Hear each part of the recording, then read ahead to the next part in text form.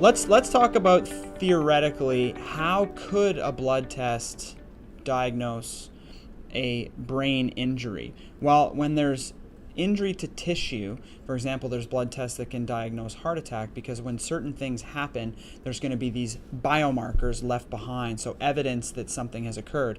Now, in brain injury, there's going to be certain molecules, compounds, proteins that are discarded or excreted or released when that tissue becomes injured. So if there's injury to the brain, you might get some of this protein floating around in the cerebral spinal fluid.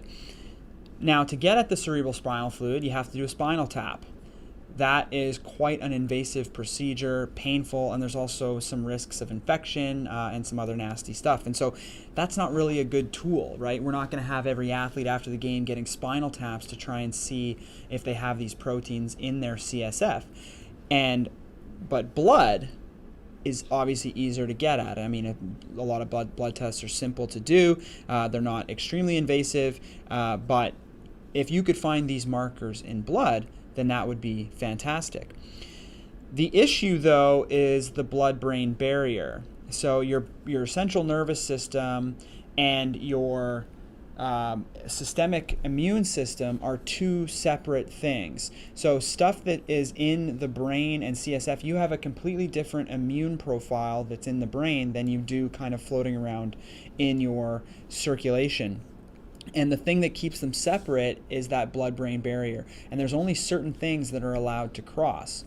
So the theory behind using a blood test to diagnose concussion is that if you find brain-specific proteins floating around in systemic circulation, well then obviously there's been some sort of injury that's occurred.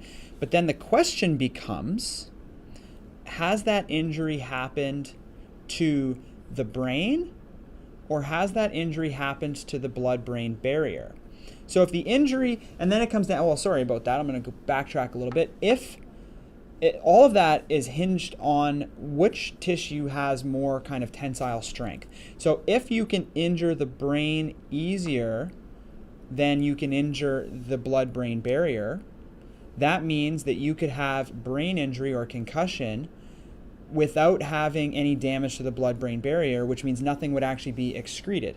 So in that particular scenario, a blood test may not pick up the fact that you had a concussion. So you're going to get a false negative.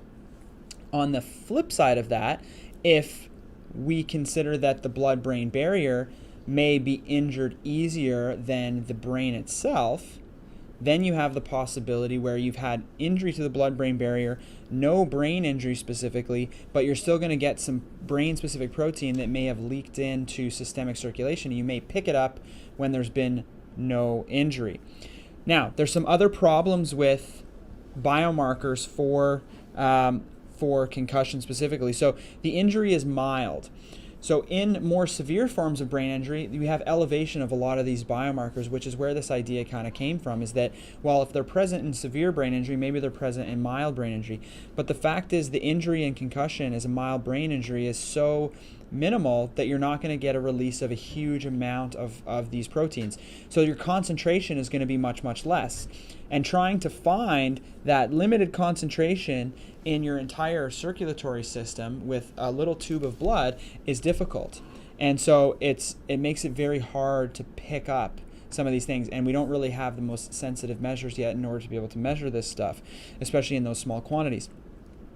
In order to see the protein in the blood, in order for it to diagnose concussion, I should say, we also then have to assume that nothing else can cause these proteins to be elevated. And that's not the case. So some of these proteins that are used in these biomarker studies are actually released by peripheral tissues.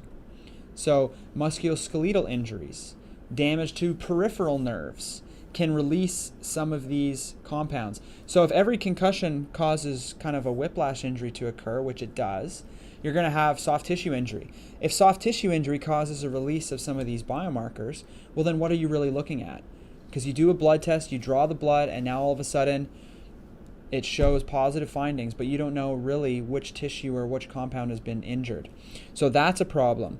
Also, some of these studies have found that just exercise, vigorous exercise, can cause release of some of these compounds.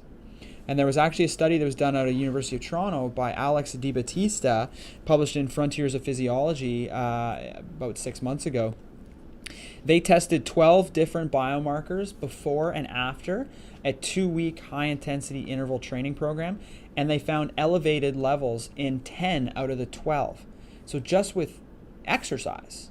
So if we're going to be using a blood test to try and diagnose concussions after or during a sporting event, well, if exercise alone causes these biomarkers to become elevated, what are we really looking at, right? The utility of that test plummets to pretty much zero if it can be found in other tissues or due to other causes, okay? So in order for a biomarker to be effective, it needs to be specific to the CNS, the central nervous system.